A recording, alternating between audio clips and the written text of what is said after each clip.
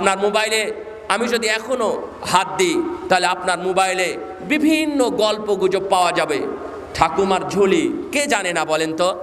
মিথ্যা কল্প কাহিনী, এবং যেটা শরীয়তে নিষেধ, জাদুবিদ্যা, সেই জাদু দেখিয়ে ছোট ছোট বাচ্চাদেরকে, সন্তানদেরকে দেখিয়ে তাদের ব্রেনটাকে আপনি এখনই খারাপ করে দিয়েছেন।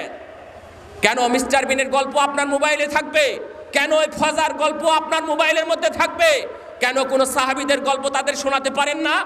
আপনি যখন টিভি ছেড়ে দিচ্ছেন তখনই একটা অর্ধনগ্ন মহিলা এসে খবর পাঠ করছে, তা আবার সন্তানের সামনেই।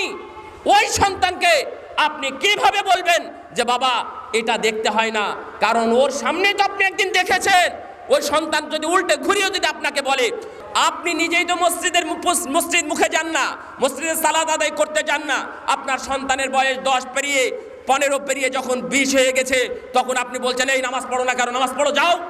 তো আপনিও তো আগে নামাজ পড়তেন না, আপনি নিজেও সালাতের মূল্যায়ন করতেন না, এই জন্য আপনার সন্তানও তাই করতেছে। সুতরাং ব্যক্তিত্ব থাকতে হবে, শুধুমাত্র মেরেই তার সমাধান করা যায় না।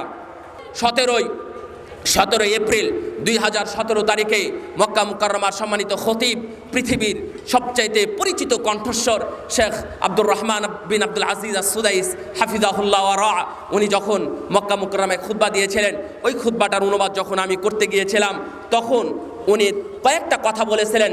তার মধ্যে একটি কথা আল্লাহর কসম করে বলছে, আমার কাছে খুতবাটা এখনো আছে। উনি বলছেন যে আমি আপনাদেরকে বলছি, আপনি যদি সন্তানকে সাথে নিয়ে কোনো খারাপ কাজে অংশগ্রহণ করেন, যদিও হয় সন্তানটা ছোট অথবা অবুঝ, তাহলে ওই সন্তানকে ওই খারাপ কাজ থেকে আপনি কখনোই দূর করতে পারবেন না।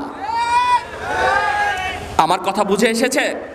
সুতরাং বাড়িকে যদি সংশোধন করতে হয়, তাহলে এই অধ্যায়গুলো আপনার মাথায় রাখতে হবে, তাহলে আপনি আপনার বাড়িকে সংশোধন করতে পারবেন।